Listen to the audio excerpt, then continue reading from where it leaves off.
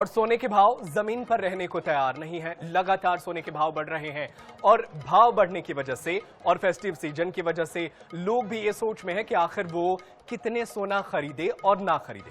चांदी की बात करें तो वो 1.5 लाख से पार चली गई है, सोना 1.25 लाख के पार पहुंच चुका है। ऐसे में लोगों के मन में सवाल है कि आखिर सोना 1.25 लाख के पार कैसे चला गया और क्या सोने के भाव कम होंगे। इस पूरी जानकारी पर देखिए एक खास रिपोर्ट।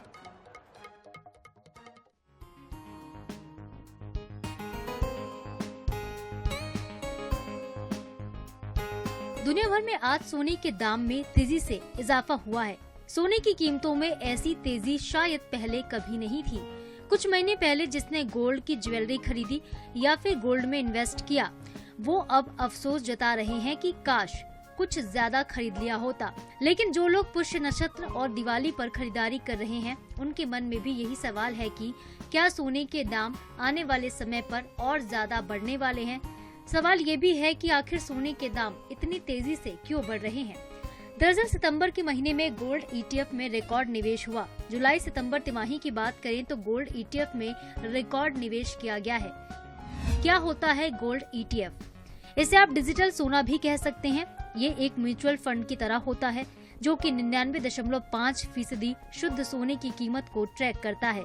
हर यूनिट की कीमत 1 ग्राम सोने के बराबर होती है। ये फंड शेयर बाजार में खरीदे और बेचे जा सकते हैं। निवेश के लिए डीमैट अकाउंट होना जरूरी होता है। जुलाई सितंबर तिमाही की बात करें तो गोल्ड ईटीएफ में तकरीबन 26 अरब डॉलर का निवेश किया गया। जिस तरह से लोग गोल्ड ईटीएफ में निवेश कर रहे हैं, जाहिर है लोगों का मानना यही है कि गोल्ड है तो चमकता रहेगा और उनको धोखा कभी नहीं देगा। एक और बड़ी वजह ये भी है कि दुनिया भर में सेंट्रल बैंक्स गोल्ड खरीदारी जमकर कर रहे हैं। वर्ल्ड गोल्ड काउंसिल की रिपोर्ट ये बता रही है कि सेंट्रल बैंक्स में अगस्त महीने में 15 टन सोना खरीदा गया। आखिर में सवाल ये भी उठ रहा है कि क्या सोना और ज्यादा चमकेगा या अब कीमतें गिरने का दौर शुरू हो जाएगा। एक रिसर्च में अनुमान लगाया गया है कि साल 2026 के बीच तक गोल्ड की कीमतों में और ज्यादा 6% का इजाफा देखने को मिल सकता है।